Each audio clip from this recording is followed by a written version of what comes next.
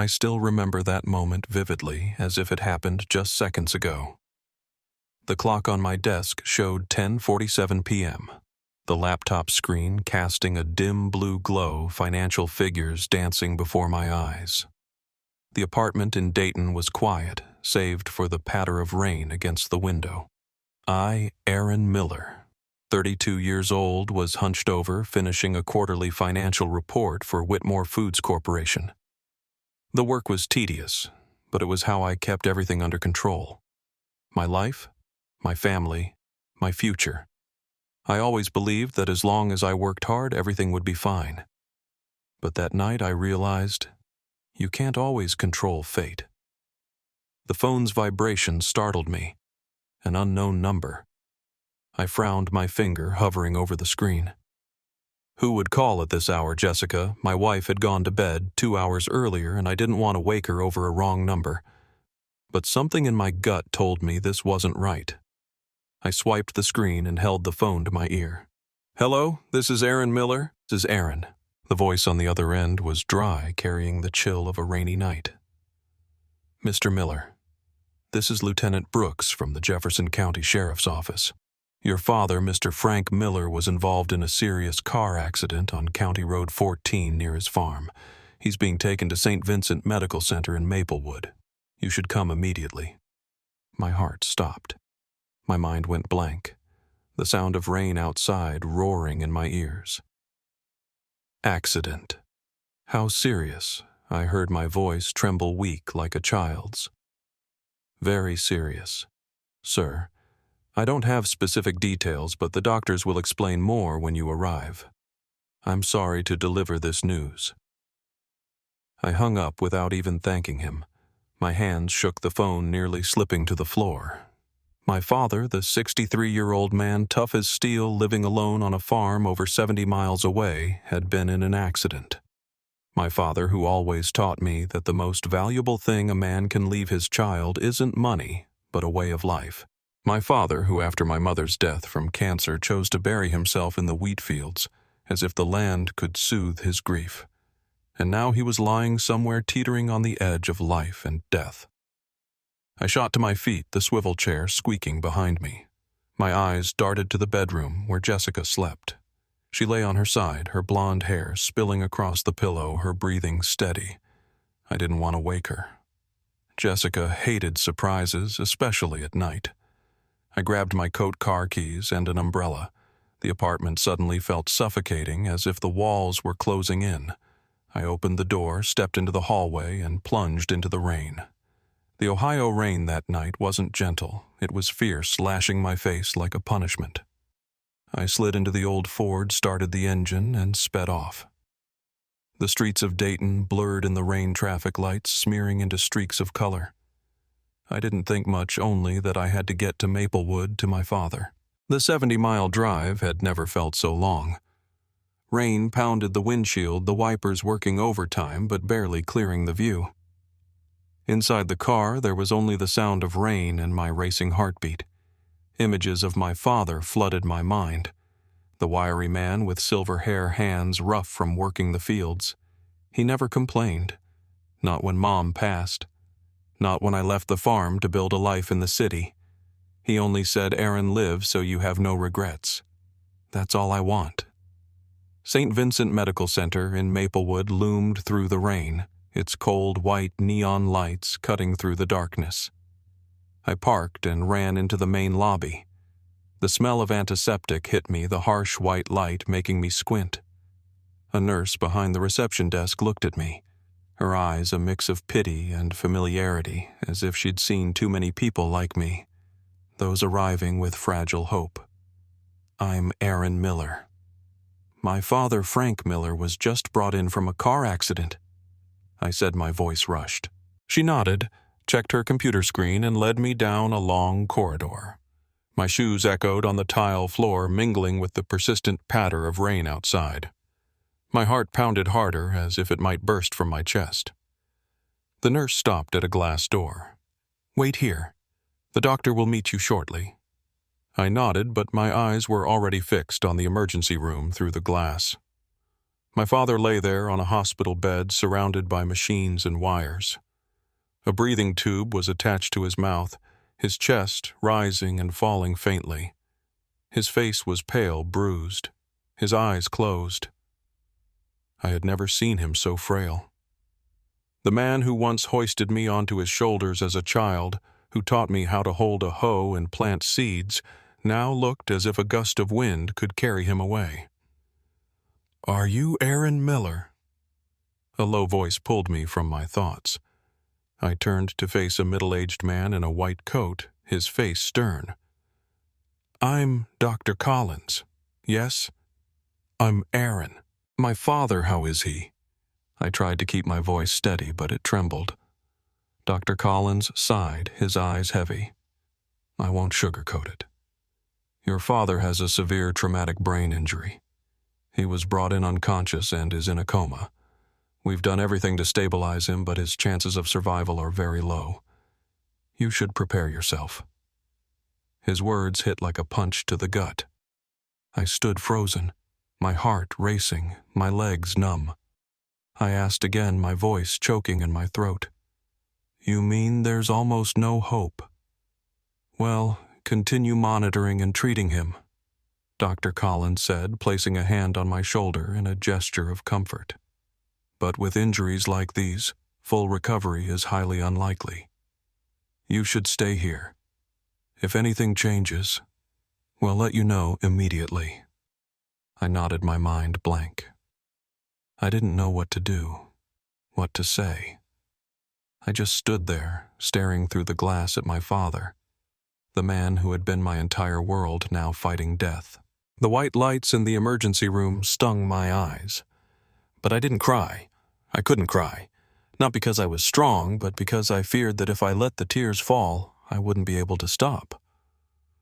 The rain kept falling outside as if the sky were crying for me. I glanced at the clock. Nearly 1 a.m. Just 2 hours ago, I was sitting in my warm apartment thinking my life was on track. Now I was here in a cold hospital facing the reality that my father might be gone forever. I leaned my head against the wall, closing my eyes. An image of my father appeared standing in the wheat fields, his kind smile, his warm voice. "Aaron, live, so you have no regrets." I opened my eyes, looking through the glass once more. He lay there motionless. But I knew even with just a 1% chance I wouldn't give up. Never. I pulled out my phone and sent a short text to Jessica. Dad was in an accident. I'm at St. Vincent Medical Center in Maplewood. Can you come in the morning? Then I pocketed the phone, stood, and stepped closer to the glass. I placed my hand on it as if I could touch him, as if I could give him my strength. "Hold on, Dad," I whispered. "I'm here. I'm not going anywhere." That night I knew everything had changed. The life I thought I understood, work, family, future, was now a hazy fog. But I also knew one thing. I would fight for my father no matter the cost. The next morning, the first rays of sunlight filtered through the hospital window, weak and pale. I had dozed off for a few hours on a plastic chair, my neck stiff, my mind foggy. I checked my phone, no messages from Jessica. I sighed, stood up and stretched, trying to shake off the heaviness in my chest. I turned, and there she was, Jessica Whitmore, my wife, 29 years old, walking into the hospital lobby, looking as if she'd just stepped out of an important meeting. Jessica was always a picture of perfection. She worked in the marketing department of Whitmore Foods Corporation, her family's company, and prided herself on keeping everything under control. Jessica grew up in luxury, the only daughter of Richard and Margaret Whitmore, who ran Ohio's largest food empire. To her, life was a series of goals to conquer reputation, career, and bank account figures. I loved her truly, but sometimes I wondered if she could ever understand what I valued, things that couldn't be measured in dollars.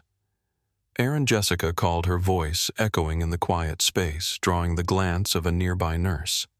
She strode toward me, her heels clicking like a drumbeat. "Why didn't you call me right away? You texted me in the middle of the night. I only saw it when I woke up this morning." What's going on? I stood, forcing a smile. My dad, he was in a car accident last night. His car crashed on County Road 14 near the farm. He's in the ER. The doctor says it's very serious. Jessica frowned, her blue eyes scanning me, then shifting to the glass door of the emergency room. I waited for a hand to hold a hug, or at least a question about my father. But she just crossed her arms, her voice dropping into the practical tone I knew so well. How serious, I mean, will he pull through? And what about hospital bills? Does this place take insurance, or are we covering everything ourselves? Her words hit me like a bucket of cold water. My chest tightened as if someone had squeezed my heart. Jessica, I said, trying to keep my voice steady. My dad's in a coma. The doctor says he has a severe brain injury. The prognosis isn't good, but I'm not thinking about bills right now. I just want him to live. She looked at me, a flicker of irritation in her eyes. Aaron? I know you're worried about your dad, but we have to be realistic. Treatment like this is expensive, and if he doesn't make it, then what? Are you going to pour all our savings into this? I opened my mouth, but didn't know how to respond. Jessica wasn't wrong. She always viewed things through a financial lens, and I was used to that. But today, her words hurt more than I expected. I wanted to scream, to ask why she couldn't just be here with me for my father. But I stayed silent, clenching my fists in my coat pockets. Let's wait for the doctor's update, I said, my voice low. He'll talk to them. Jessica nodded, but I could tell she wasn't satisfied. She pulled out her phone, scrolling through something as if the hospital was just a temporary stop before she returned to her busy life. I turned away, focusing on the glass door where my father lay motionless. A while later, Dr. Collins appeared, still in his white coat, his expression stern. Mr. Miller, Mrs. Miller, he said, nodding to both of us. Please come to a private room. We need to discuss your father's condition. We followed him to a small room with a wooden table and a few chairs. The fluorescent light made the space feel colder. I sat down Jessica beside me, but the distance between us felt wider than ever. Dr. Collins opened a file, his voice calm and clear. I'll be straightforward. Mr. Frank's condition is critical. His traumatic brain injury is among the most severe. He's on a ventilator, but his chances of survival are only about 12%. If he makes it through this phase, treatment and recovery will be long, and I must warn you, the costs will be substantial. My blood rushed to my head, but I tried to stay calm. So there's still a chance, right? Even if it's just 12%, he could wake up. Dr. Collins nodded slowly. There's a chance, but it's slim. Well, do everything we can, but you need to understand this is a long and uncertain journey. Before I could say more, Jessica spoke, her voice sharp and cold. Doctor, can you clarify the costs? I mean, if treatment drags on, how much are we looking at? And if he doesn't wake up, what then? Are we just supposed to keep paying for an uncertain outcome? I whipped around to face her, my heart constricting. Jessica. I nearly shouted, but lowered my voice, trying to suppress my anger. My dad is lying there, and all you can think about is money. He's my father. He'll do whatever it takes to save him, no matter the cost. Jessica frowned, her eyes cold. Aaron, don't be so emotional. I'm just being realistic. We're not as wealthy as my parents. You want to drain our savings then? What? How will we live? Do you want us both buried in debt over a slim hope? The air in the room grew thick. Dr. Collins looked at us, his eyes filled with sympathy. He'll give you two some time to discuss, he said, standing and leaving the room. The door closed, leaving Jessica and me in stifling silence. Jessica, I said, my voice trembling. I know you're worried about our future, but this is my dad. He raised me, sacrificed his whole life for me. I can't abandon him just because of money. Jessica crossed her arms, leaning against the doorframe, her expression unwavering. Aaron, I'm not telling you to abandon your dad, she said, her voice even and cold. But you need to face reality. What if he doesn't wake up? Are you going to sit here forever watching time money and our future slip away? I wanted to say something, to scream that she didn't understand that my father was a person, not a burden, but I was speechless. Everything in me felt drained, too exhausted to argue. I shook my head silently and stood. "I need some air," I said, my voice low. "You can go home. He'll stay here." Jessica looked at me. Her lips pursed. "Fine," she said, grabbing her purse. "But Aaron, you need to think carefully. Don't let emotions ruin everything." She turned her heels, clicking as they faded down the hallway. I leaned my head against the wall, closing my eyes. The steady beep of machines in the ER echoed like a second heartbeat. I didn't know what the future held. Didn't know if I had the strength to keep going. But I knew one thing: I wouldn't abandon my father. No matter what Jessica thought, no matter if the world turned its back, I would stay here for him. That morning, as I sat in the hospital hallway clutching a cold cup of coffee, I heard the familiar click of Jessica's heels. But this time, she wasn't alone. I looked up and saw Richard and Margaret Whitmore, Jessica's parents, walking in with her. Richard Whitmore, 62, was the embodiment of power and pragmatism. Dressed in a perfectly tailored suit, his sharp eyes glinted with authority. He ran Whitmore Foods Corporation like a seasoned businessman, always seeing opportunity where others saw risk. Margaret, 58. The company's head of public relations, was more subtle but no less formidable. She had a knack for controlling others, with her words always guarding the family's reputation at all costs. Their presence unnerved me like another storm was brewing. Aaron Richard said, his voice deep and commanding, as if he were in a boardroom rather than a hospital hallway. "We need to talk." I stood, trying to stay calm despite my racing heart. "Thank you for coming to see my father," I said, though I knew that wasn't why they were here. Margaret smiled, a polite but cold smile. "Aaron, we're very sorry about your father's situation, but we're here today to have a clear conversation. Some things need to be addressed." I nodded and led them to a small room nearby where Dr. Collins had spoken to Jessica and me before. Jessica trailed behind her eyes, avoiding mine as if she knew what was coming. We sat down, the air thick with tension like the calm before a battle. Richard got straight to the point, no sugarcoating. "Aaron, I understand you're worried about your father, but we need to be realistic. What did the doctor say? His condition hasn't improved, has it? You've been here a week and nothing's changed. Continuing treatment isn't just pointless, it's expensive. Our family, you, Jessica, can't keep shouldering these costs indefinitely." His words hit me like a blow to the chest. I clenched my fists under the table, trying to keep my voice steady. "Mr. Whitmore, I know the costs aren't small, but he's my father.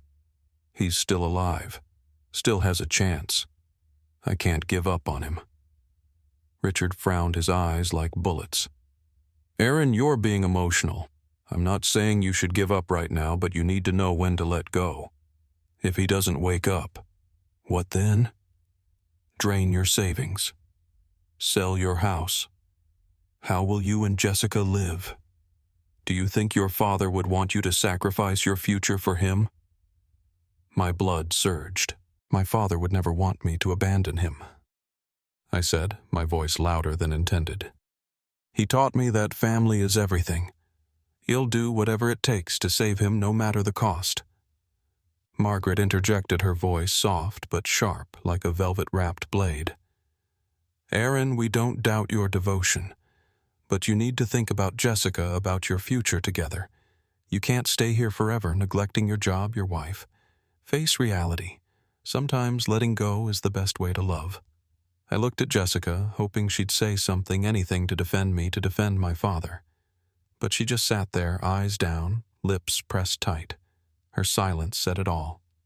She agreed with her parents. It hurt more than any words could.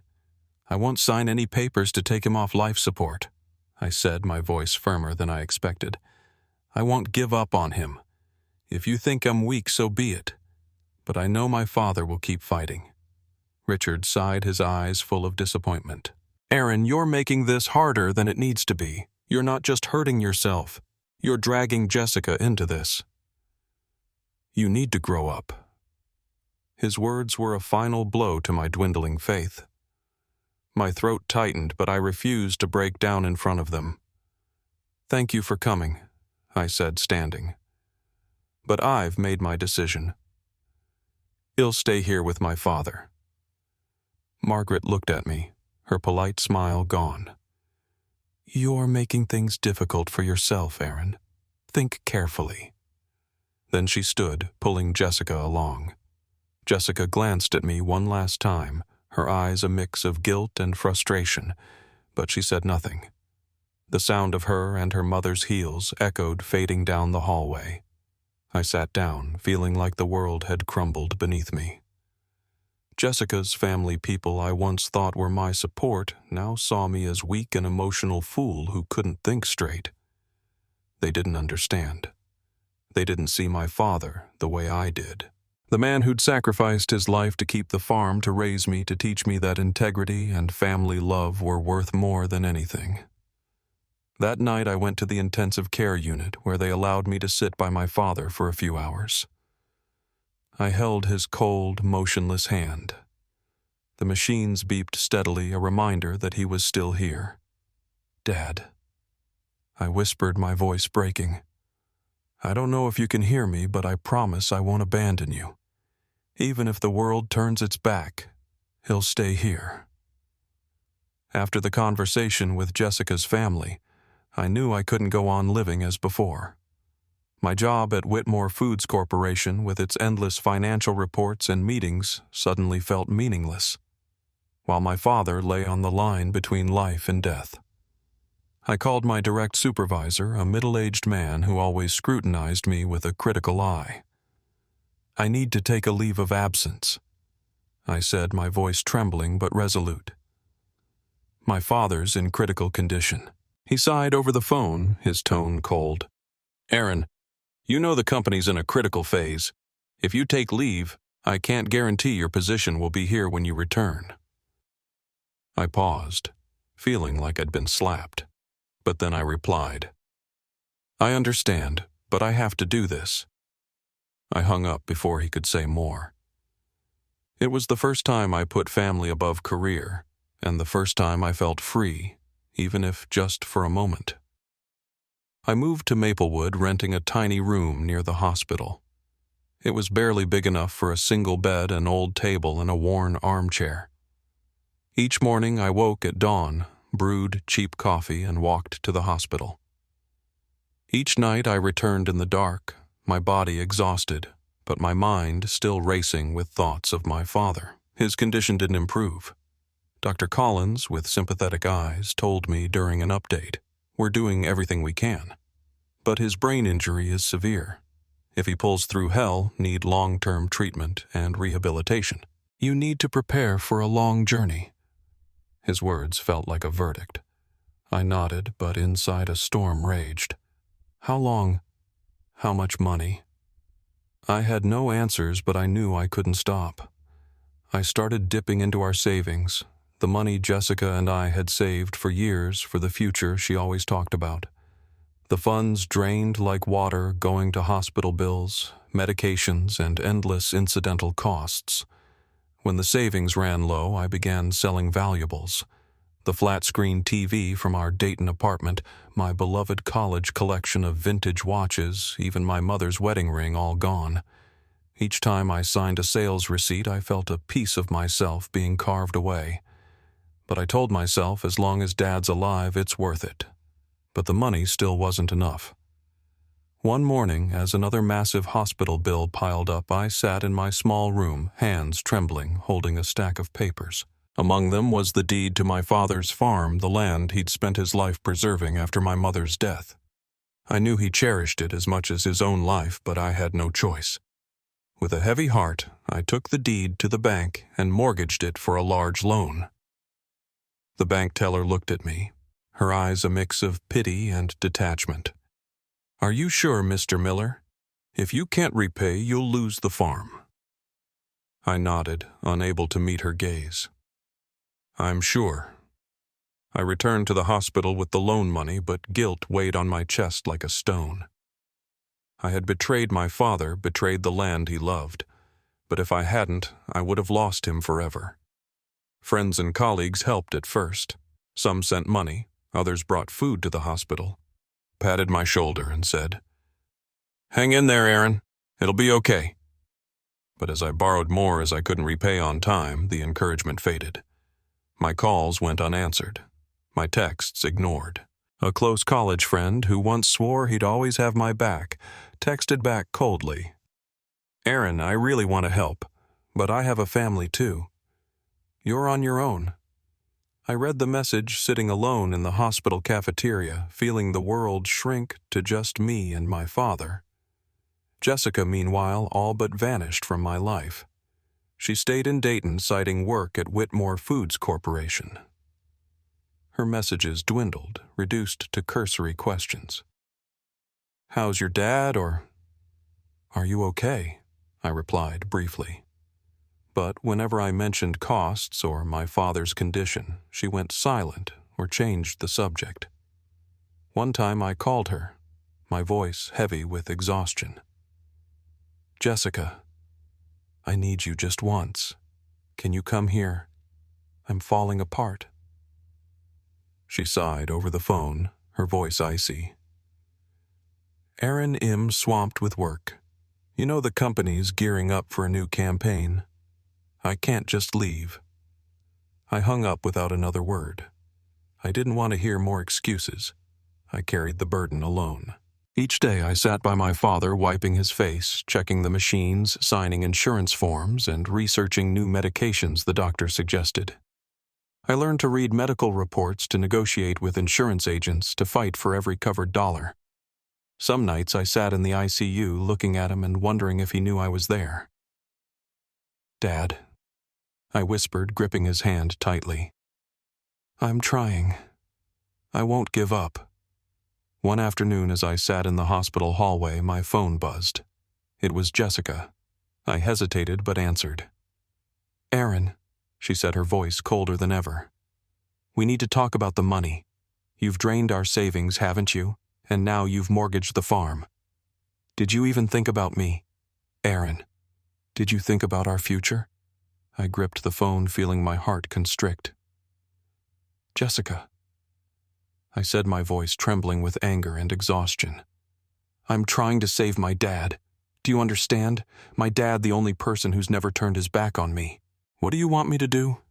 Abandon him to save the future you keep talking about?" She was silent for a moment, then replied, "Aaron, you're destroying yourself, and I can't stand by and watch. If you don't stop, I don't know if we can keep going like this." Her words landed like a punch to the chest, leaving me breathless more than pained. I didn't respond. I hung up, tossing the phone onto the chair. I didn't want to hear more. Not about money, not about the future, not about anything but my father. That night I sat by my father's side, the dim ICU lights casting shadows on his pale, motionless face. I held his hand, feeling the faint warmth still lingering. "I'm sorry, Dad," I whispered, tears streaming down my cheeks. "I mortgaged the farm. I know you loved it, but I can't lose you. I can't." I bowed my head, pressing my forehead to his hand, letting the pain consume me. I was exhausted physically and emotionally, but I remained resolute. I wouldn't abandon my father no matter the cost.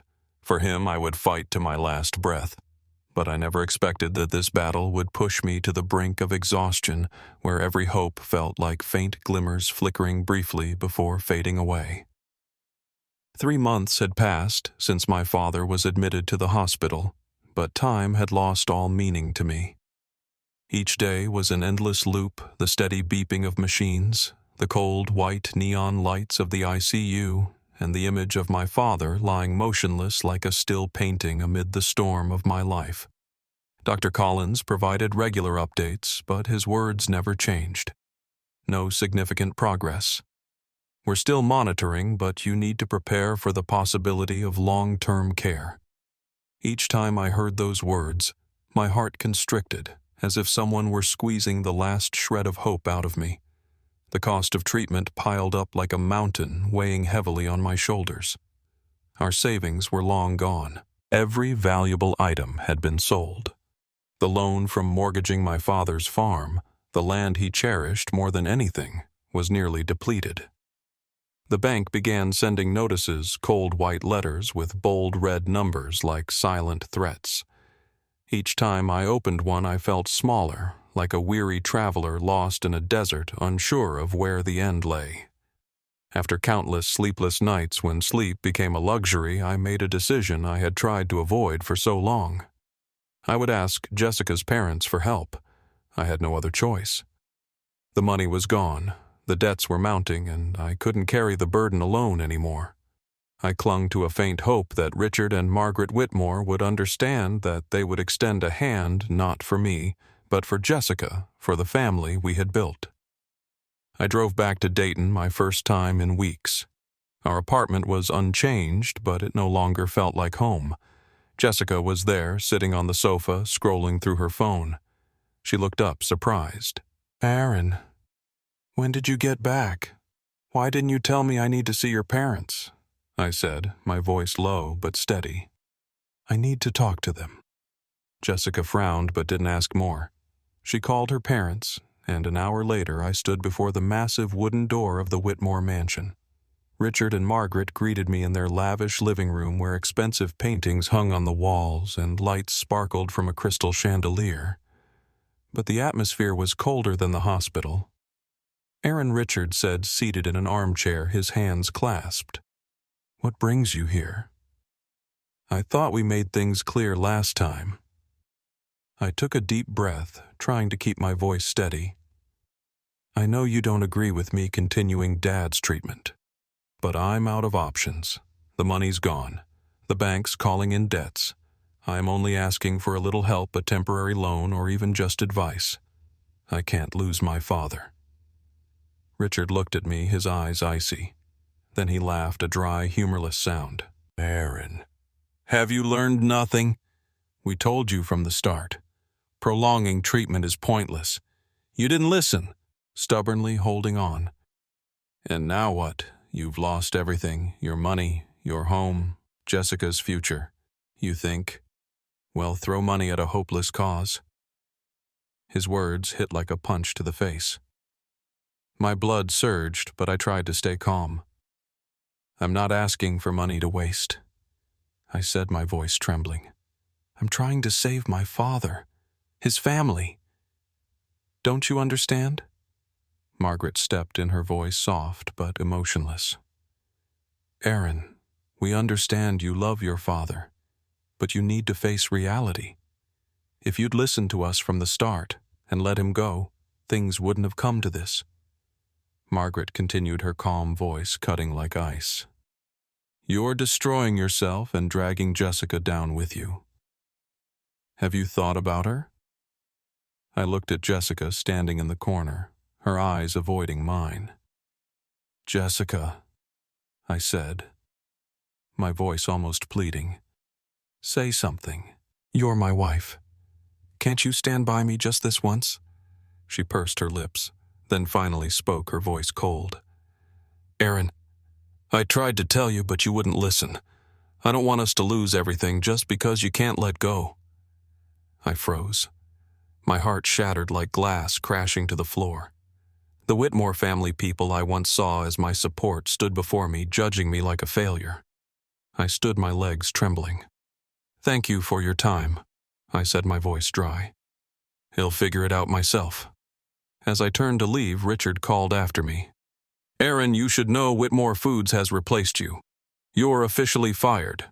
We can't keep an employee who doesn't work." His words snuffed out my last spark of hope. I paused, gripping the doorknob, but didn't look back. I didn't want them to see my eyes welling up. "I understand," I said, then walked out, leaving behind the opulent room and its coldness.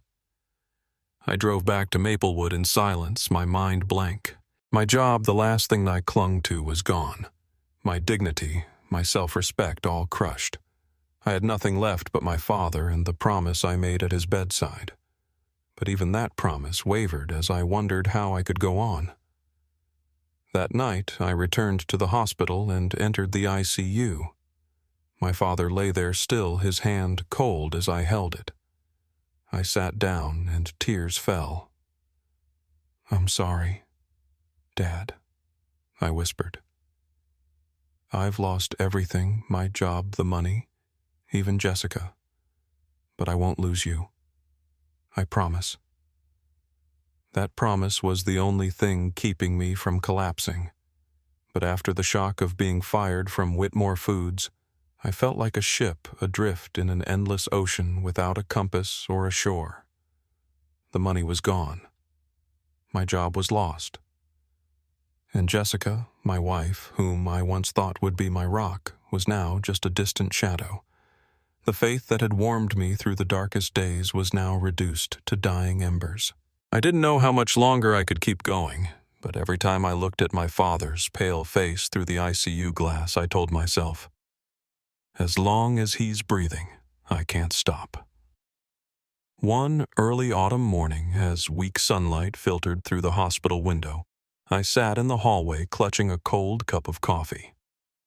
My eyes were ringed with dark circles, my body so weary that each step felt like dragging a lead weight. I stared out the window where golden leaves were beginning to fall, wondering if there was anything left to hope for. Then a familiar voice, soft but strong enough to pull me from my dark thoughts, broke through. "Aaron. Aaron Miller, is that you?" I looked up, and there stood Hannah Collins, my high school girlfriend whom I hadn't seen in over a decade. She stood there, her brown hair tied up her bright eyes full of life but still carrying the gentle warmth I remembered. She wore a thin wool coat holding a camera and a notebook, the tools of a journalist. I blinked, suddenly aware of how terrible I must look. "Hannah," I said, my voice shaky. "Is that really you?" She smiled, but her smile faded as she took a closer look at me. "My God, Aaron, are you okay? You look like you've been through a storm." I gave a weak laugh, trying to hide my embarrassment. "Maybe a storm's exactly what it is. What are you doing here?" "I'm writing a story for the Dayton Chronicle," she said, sitting in the chair beside me. "About the people working in this hospital. But what about you? Why are you here looking like this?" I hesitated, unsure whether to open up. But Hannah's eyes, sincere, non-judgmental, made me feel safe the way she had when we were naive teenagers. I told her everything. The accident, the draining months in the hospital, losing my job, losing money, and Jessica's growing distance. I held nothing back, as if speaking could lighten the weight crushing my chest. By the time I finished, my eyes stung, but I held back, not wanting to cry in front of her. Hannah listened without interrupting, occasionally nodding or placing a hand on my arm in comfort. When I stopped, she was quiet for a moment, then said softly, "Aaron, you're an incredible son. Not everyone would do what you're doing, stay fight, even when everything's against you." I shook my head, my voice bitter. "You don't understand, Hannah. I'm not incredible. I just don't know what else to do. If I give up, I'll lose him. And if I lose him, I don't know how I'll live." She looked at me, her eyes sparking with determination. "Aaron, you're not as alone as you think. Let me help you. Okay, I want to write a story about you, about your fight for your father. It could get people's attention, maybe help you a little." I hesitated. "Write about me? I don't want to be a pity case, Hannah." "It's not about pity," she said firmly. "It's a story of devotion, of resilience. People need to know there are still people like you willing to sacrifice everything for family. Let me try." I looked into her eyes, and for the first time in months, I felt a faint spark of hope. "Okay," I said quietly, "but don't exaggerate anything. Just tell the truth." Hannah smiled this time, a genuine, soft smile. "The truth is powerful enough, Aaron." A few days later, Hannah's article appeared in the People of Ohio section of the Dayton Chronicle. The headline was simple but heartfelt: "The Son Who Never Gives Up." The piece recounted my story and my father's, from the fateful night of the accident through the exhausting months to my unwavering resolve to stay by his side. Hannah wrote with sincerity and precision without embellishment, yet each sentence struck like a hammer to the reader's heart. She portrayed me not as a hero, but as an ordinary person grappling with loss and pain anyone could relate to. The article spread quickly. It was shared on social media, circulated in local community groups, and even picked up by other newspapers. I never expected my story to touch so many people. Strangers began sending letters to the hospital accompanied by handwritten notes of encouragement. An elderly woman sent a card with $20 tucked inside and a note: "You remind me of my son. Keep going. Don't give up." A group of high school students in Maplewood organized a fundraiser at their school, sending me an envelope with $300 and a message: "We want to help Mr. Thomas." I read those letters, my hands trembling, tears streaming down my cheeks. It wasn't about the money, though it helped cover some hospital bills, but because for the first time in months I felt I wasn't alone. Kindness, which I thought had vanished from the world, still existed, flickering in the small acts of strangers. One afternoon, I sat by my father reading him a letter from a woman in Dayton who said our story inspired her to call her own father after years of estrangement. "Can you hear this, Dad?" I whispered, gripping his hand. "People are praying for you. They believe you'll pull through. So do I." I didn't know if he could hear me, but I wanted to believe he felt it. For the first time in months, I saw a faint light at the end of the tunnel. Not because of money, but because the kindness of strangers gave me the strength to keep going. Later that evening, I returned to the hospital hallway where Hannah was waiting. She had come to check on the article's impact. When she saw me, she smiled. "See, Aaron, I told you your story would touch so many people." I nodded, my voice thick with emotion. "Thank you, Hannah. I don't know what to say. You've given me a reason to believe things can get better." She placed a hand on my shoulder, her eyes warm. "You don't need to thank me. You've done everything for your father," Hannah said softly. "I just helped your story reach others." That night I sat by my father, watching his face under the dim ICU lights. I had no money, no job, but I had something new: hope. And that hope, fragile as it was enough to keep me fighting. A year had passed since that fateful night when the phone rang at 10:47 p.m., pulling me into a storm of loss and grief. A year long as a lifetime filled with days I thought I couldn't survive. But I did. Not through my own strength, but through the kindness of strangers. Hannah's article in the Dayton Chronicle spread my and my father's story, touching the hearts of hundreds, even thousands across Ohio. Envelopes of money letters of encouragement and small donations from the community kept my father's treatment going, keeping him with me through the darkest days. I had no savings left, no job, no Jessica, but I had my father, and that was all that mattered. My life had become simple, almost austere. By day, I took odd jobs at St. Vincent Medical Center, cleaning hallways, assisting nurses with small tasks, anything to earn a few dollars to pay down the bank debt. By night, I sat by my father in the ICU, holding his hand, reading letters from strangers or recounting childhood memories from the farm. I didn't know if he could hear me, but I wanted to believe he felt it. The machines beeped steadily. The cold, white neon lights illuminated his pale face. But I never lost hope. Never. One early autumn morning, as a cool breeze swept through Maplewood, I entered my father's room as usual. Sunlight slipped through the blinds, casting faint golden streaks across the floor. I held a warm cloth, gently wiping his face, a ritual that had become sacred to me. "It's nice out today, Dad," I said, my voice rough from lack of sleep. "If you wake up, he'll take you back to the farm. The wheat fields must be golden by now." I paused, my hand resting on his forehead, when suddenly I saw his finger twitch. It was a slight movement, almost imperceptible, but it stopped my heart. I stared at his hand, afraid I'd imagined it. "Dad," I whispered, my voice trembling. Then it happened again. His index finger twitched as if reaching for me. I shot up, nearly dropping the cloth. "Nurse, doctor!" I shouted, rushing into the hallway. My heart pounded, my mind swirling with a mix of hope and fear. A nurse hurried over, followed by Dr. Collins. I pointed at my father, my voice breaking. He moved. His finger moved. Dr. Collins immediately checked him, his eyes focused but unable to hide his surprise. He called for a neurologist, and the room quickly filled with urgency. I stood in the corner, hands clenched, barely daring to breathe. The doctors checked the machines, tested reflexes, and murmured medical terms I didn't understand. Finally, Dr. Collins turned to me, his eyes glinting with a rare spark of hope.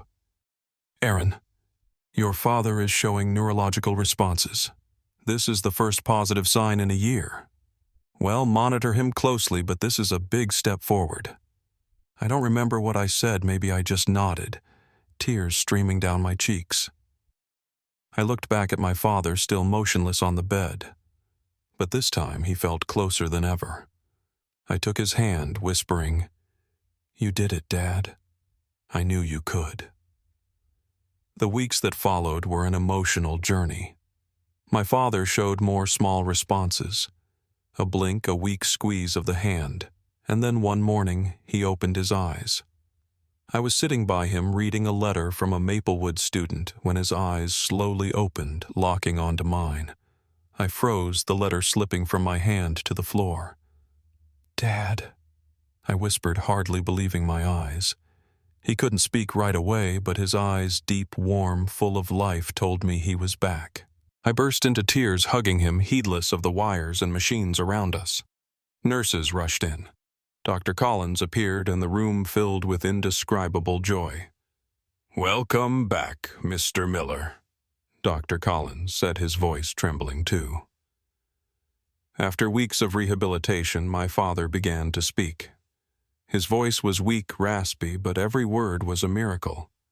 One evening, as I sat by him, he took my hand, his eyes shining with a gratitude I'd never seen. "Aaron," he said, his voice faint, "you didn't abandon me. Thank you." I bowed my head, tears falling again. "I couldn't abandon you, Dad. I never would." He smiled, a weak but meaningful smile. Then slowly he began to share word by word secrets he'd kept for years. "Aaron," he said, "the farm isn't all I have. There's something I never told you." I frowned, unsure where he was going. "What do you mean?" He took a deep breath, as if summoning his remaining strength. "Before I retired, I was a founding shareholder of Whitmore Foods Corporation, not under my name, but as a silent partner. I invested in that company from its earliest days, when it was just a small idea.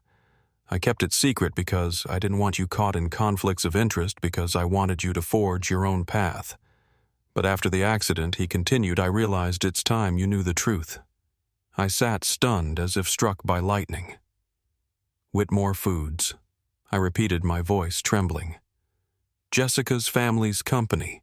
You're a founding shareholder." He nodded, his eyes calm but resolute. "I own a significant share, Aaron, but I let Richard and Margaret run it because I trusted they'd do well. I didn't want to interfere, didn't want you caught between me and your wife's family. But now," he said, his voice firm despite his frailty, "I think it's time we take back what's ours." I couldn't believe what I was hearing. My father, the man who lived simply on the farm, who taught me that value lies in honest work, was a founding shareholder of Whitmore Foods, the company run by Jessica's family, the same company that fired me without mercy. I was both moved and overwhelmed, as if the world had turned upside down before my eyes. "Dad," I said, my voice choking, "why didn't you tell me sooner? If I'd known, things might have been different." He shook his head slowly. "No, Aaron, you did the right thing. You stayed for me, not for money or power. That's what makes me proudest." I leaned down, pressing my forehead to his hand, tears falling onto the white bedsheet. "I don't know what to do next," I admitted. "But I promise I won't let you down." He patted my head, his voice firmer than it had been in months. "You won't fail, Aaron. Well, face this together." That night I sat by my father, my mind reeling with what he had revealed. Whitmore Foods. The company that fired me, that saw me as weak, had been built on a foundation my father helped create. A new fire ignited within me, not of anger, but of resolve. My father had woken up a miracle I hadn't dared dream of. But more than that, he had given me a weapon, the truth. And I knew the real battle was just beginning. In the days following my father's awakening, we barely rested. Though still weak, he guided me to retrieve old files hidden in a secret compartment of the safe at the farm. Documents he had kept concealed for over 20 years. Inside were shareholder agreements, meeting minutes, and letters from the early days of Whitmore Foods Corporation's founding. Each piece of paper was a fragment revealing the truth.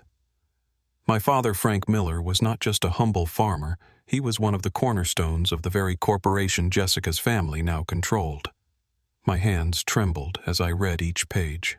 Amid the faded ink, I felt two things: shock at discovering my father's role in that world of power, and pain at realizing he had chosen to step back, silently enduring it all just to shield me from the vortex of ambition. We hired a lawyer, Linda Thompson, a sharp-witted, middle-aged woman whose keen eyes missed no detail. She reviewed every document, confirming that my father's founding shareholder rights were still legally binding. "Mr. Frank," she said with certainty, "the Whitmore family deliberately concealed your role. They profited from your shares without acknowledgement. We have enough evidence to turn the tables." My father nodded, his eyes calm, yet burning with a fire I'd never seen. "I don't want power, Linda," he said. "I want justice for me and for my son." I looked at him, my heart swelling with pride and resolve. For the past year, I had fought to keep him alive despite every loss. Now that he was back, we would face those who had dismissed me as a failure together. We decided to attend the annual shareholders meeting of Whitmore Foods Corporation, where the Whitmore family and major stakeholders would gather. It would be our stage where the truth would finally be unveiled. The meeting took place at Whitmore Foods headquarters in Dayton, a gleaming glass building dazzling from lobby to ceiling. I wore an old suit, the only piece of clothing left after selling nearly everything I owned. My father, however, looked dignified in a suit he had kept from his days as a mechanical engineer attending critical signings and conferences. Though his health was still frail, he walked slowly but steadily. The cane in his hand didn't make him seem old or weak. It emphasized the calm, resolute demeanor of a man who had spent half his life in factories and now stood on a battlefield of honor. We entered the grand lobby, my heart pounding, but my father's gaze was as serene as a lake after a storm. As we stepped into the meeting room, the air froze. Over 30 shareholders, board members, and senior executives turned to stare at us. Richard Whitmore sat at the head of the table, his expensive suit emphasizing his commanding presence. Margaret sat beside him, her face perfectly made up, her polite smile cold. Jessica was there too, seated near her mother, her eyes flashing with panic when she saw me and my father. A pang of pain shot through my chest at the sight of her, but I quickly pushed it aside. Today was not the time for weakness. "Mr. Miller." Richard spoke, his voice a mix of surprise and irritation. "I wasn't aware you were invited to this meeting, and Aaron, you're no longer an employee of this company. What are you two doing here?" My father smiled, a slow but sharp smile. "Richard, I don't need an invitation to attend a meeting for a company I helped build." The room held its breath. A few shareholders whispered to each other, their curious eyes fixed on my father. Richard frowned, his voice hardening. What are you talking about, Frank? You're just a retired farmer. You have no place in this room. Linda, standing beside us, stepped forward holding a thick stack of documents. Mr. Whitmore, she said, her voice calm but authoritative. Frank Miller is not just a farmer. He is a founding shareholder of Whitmore Foods Corporation, holding a 25% stake documented in legal records from 1985. We have ample evidence to prove this. She placed the documents on the table, each page meticulously arranged like a bomb waiting to detonate. Richard shot to his feet, his face flushed. This is a joke. Those documents can't possibly be legally binding. They expired long ago. Linda smiled, unfazed. Mr. Whitmore Ive reviewed them thoroughly. These documents are fully valid. Mr. Frank never transferred his shares, and his founding shareholder rights are protected under Ohio corporate law. Furthermore, we have evidence that the current leadership deliberately concealed Mr. Frank's role to profit from his stake. The room erupted in murmurs. Shareholders exchanged glances, some shaking their heads, others whispering in indignation. Margaret tried to maintain her composure, but I saw her hand tighten around her pen, her knuckles white. Jessica kept her head down, unable to meet my or my father's eyes. My father raised a hand, signaling for silence. Though he stood with difficulty, his presence commanded the room's attention. "I'm not here to seize power," he said, his voice deep and clear, resonating through the space. 20 years ago, I chose not to interfere because I wanted this company to grow, because I trusted Richard and Margaret. But I was wrong. You exploited my shares, disregarded my value, and worst of all, you turned your backs on my son when he needed you most. He paused, looking directly at Richard today. I'm declaring my intent to reclaim my founding shareholder rights, and I demand an independent audit of Whitmore Foods' financial operations for the past 20 years. The room exploded. An elderly shareholder stood, his voice trembling with anger. If this is true, the board has deceived us. I demand an explanation. Richard slammed his hand on the table, his face purple. This is a conspiracy. Frank, you can't just show up with a few old papers and demand control of my company. I'll sue you. Linda responded, her voice icy. Mr. Whitmore, you're welcome to sue, but I advise you to read these documents carefully first. The courts will side with us. I stood unable to stay silent any longer. I looked directly at Richard, Margaret, and Jessica, my voice trembling but resolute. I worked for Whitmore Foods for 5 years, giving it everything I had. But when my father was in an accident, you turned your backs on me. You fired me. You called me emotional. Weak. Today I said, my voice steady but burning with conviction, I want you to know I'm not here to beg. I'm here to demand justice for my father and for what your family deliberately hid. Jessica looked up. Her eyes filled with pain and confusion. Aaron, she whispered, but I shook my head. I didn't want her explanations. Not now. The shareholders began asking questions, their voices growing sharper. A middle-aged woman, a major shareholder, stood. If what Mr. Miller says is true, the board must be held accountable. I propose suspending Mr. Whitmore's role immediately until the audit is complete. Applause broke out from a few, while Richard nearly shouted, You can't do this! This is my company! But his voice was drowned out by a wave of opposition. Linda turned to my father, whispering, We did it, Mr. Miller. They can't deny it anymore. As the meeting ended in chaos, the media had already begun gathering outside the building, likely tipped off by an employee or shareholder. Cameras flashed. Reporters called our names, but we didn't stop. I supported my father as we left the meeting room, our eyes meeting for a brief moment. His gaze was calm, but I knew he was proud. So was I. As I supported my father out of Whitmore Foods headquarters, the Dayton sunlight shone brightly, but the air around us remained heavy with curious stares and the clicking of reporters' cameras. News of my father's appearance, a founding shareholder hidden for over 20 years, had leaked with astonishing speed.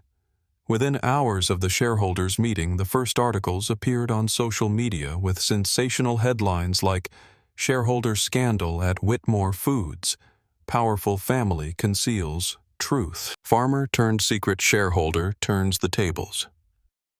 I didn't read them, but I could feel the heat of the media storm approaching. In the days that followed, the story spread like wildfire.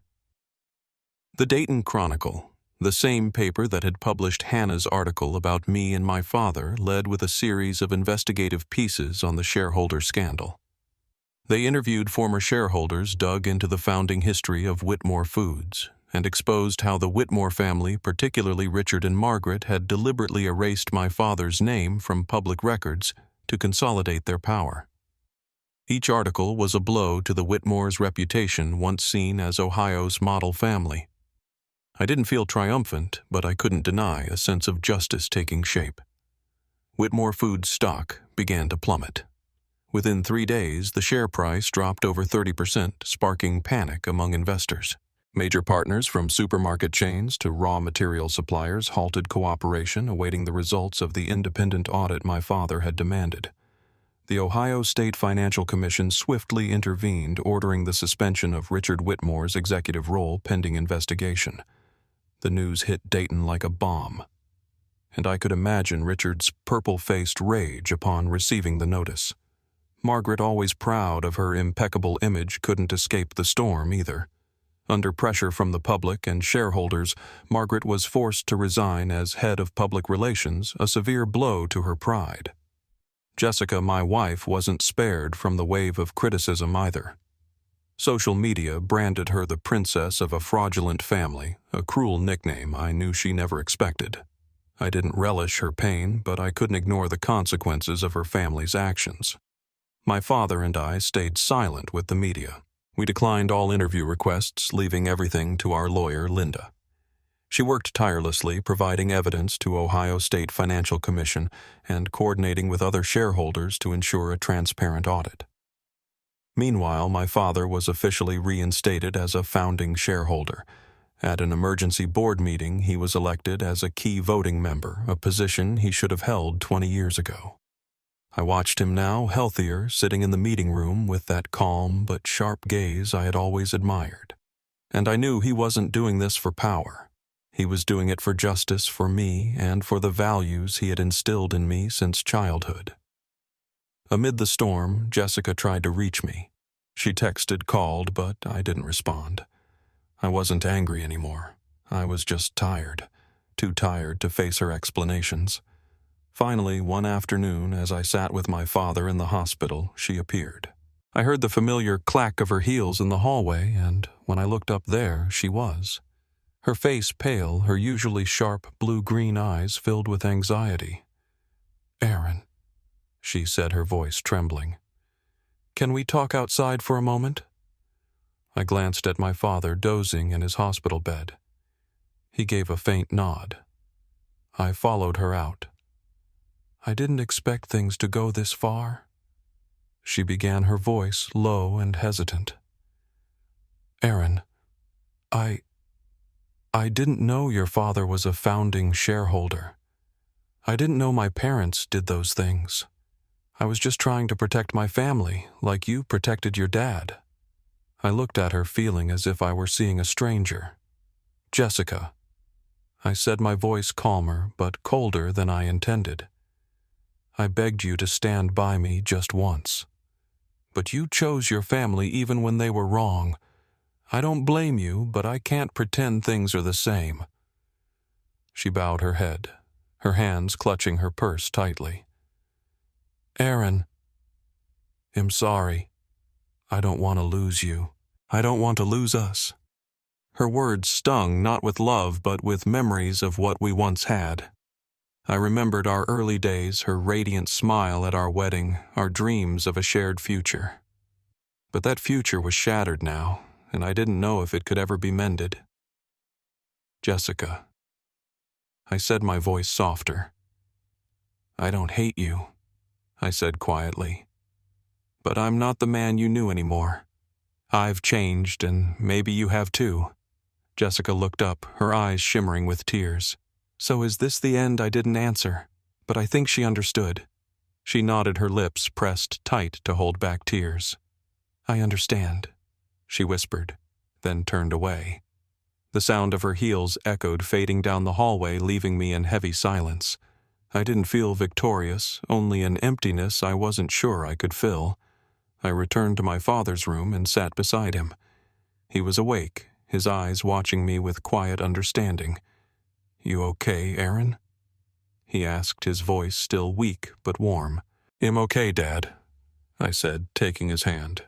"It's just everything's changing so fast." He smiled the gentle smile I'd longed to see over the past year. "Sometimes change is the only way we find the right path, Aaron."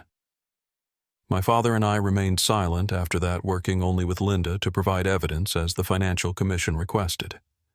As a founding shareholder, my father began attending new board meetings proposing changes to steer the company back on track. I watched him, a man who once lived quietly on a farm, stand up with resolve and wisdom, and I couldn't help but feel proud. One afternoon, as we sat in his hospital room with golden sunlight streaming through the window, he took my hand. "Aaron," he said softly, "you gave me a second chance. Now it's my turn to help you rebuild your life." I smiled, feeling a lightness for the first time in months. The Whitmore family had crumbled, but my father and I stood strong, and that was our greatest victory. As the media storm subsided, as the flashing cameras and whispers of public opinion faded, my father and I returned to a simple life where it all began, the farm on the outskirts of Maplewood. That land, once a symbol of loss when I had mortgaged it to save my father, now became a place of renewal. After my father reclaimed his founding shareholder rights in Whitmore Foods, the bank agreed to restructure the loan, allowing me to redeem the farm. It wasn't just a piece of land. It was my father's soul, my mother's memory, and the place where I rediscovered myself.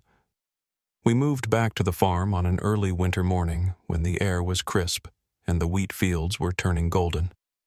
My father, though still needing time for full recovery, was much stronger. I fixed up the old house, repainting the faded walls, replacing the rusted tin roof, and planting a small vegetable garden in the back, just as my mother used to do. Each swing of the hoe, each drop of sweat that fell to the earth was a reminder. I had made it through, and my father was still here by my side. One afternoon, as golden sunlight stretched across the fields, my father and I sat on the old wooden bench in front of the porch. He held a cup of coffee steam, rising in the crisp air. I sat beside him, my hands still smeared with dirt from a day's work. The field before us sprawled wide, shimmering under the sunset, as if telling its own story, a story of loss and rebirth. "Aaron," my father said, his voice deep and steady, the way it was when he wanted to convey something important. "You held on to the most precious things, faith and honor. Not everyone could do what you did. I'm proud of you." I looked at him, my heart warm but tinged with a faint ache as I recalled all we had endured. "I just did what I had to." "Dad," I said, offering a small smile. "I couldn't lose you. Never." He placed a hand on my shoulder, his grip still weak but filled with quiet strength. "You didn't just save me, Aaron," he said. "You saved yourself. You showed me that even when the world turns its back, there are still people who choose to stand for what's right." I didn't reply. I just gazed out at the field where the sunlight was fading, the sky glowing in hues of orange and gold. His words weren't just comfort. They were an affirmation of the journey, a long, painful year, yes, but one filled with meaning.